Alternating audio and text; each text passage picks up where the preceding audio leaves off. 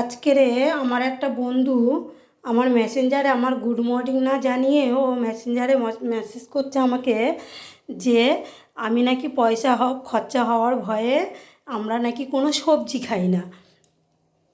তা তোমরাই বলো বন্ধুরা, এত অপমান সহ্য করা যায়?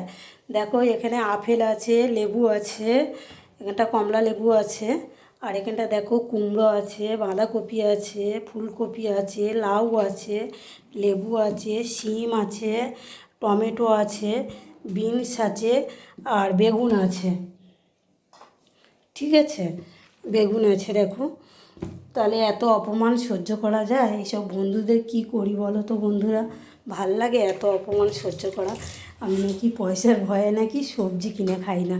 তোমরাই বলো বন্ধুরা, তাহলে আমার কত বাজার আসে আমার বাড়িতে, আর আমি যা আমাদের বাড়িতে যা পয়সা খরচা হয়, মনে হয় তোমার বাড়ি ওরকমই পয়সা। আমরা কলকাতায় থাকি, আমরা কলকাতা থেকে শুধু জলটাও বন্ধু আমাদের কিনে খেতে হয়, সমস্ত জিনিস আমাদের কিনে খেতে হয়, আমাদের আর চাষবাস হয় না এখানটায়, বুঝেছো?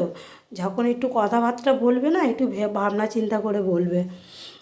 টাটা বন্ধুরা। কেউ যদি আমার এই গল্পটা যদি ভালো লেগে থাকে, কেউ যদি পেজ থেকে দেখো, পেজটাকে একটু ফলো করো, আর ইউটিউব থেকে দেখলে ইউটিউবটা একটু সাবস্ক্রাইব করে দিও।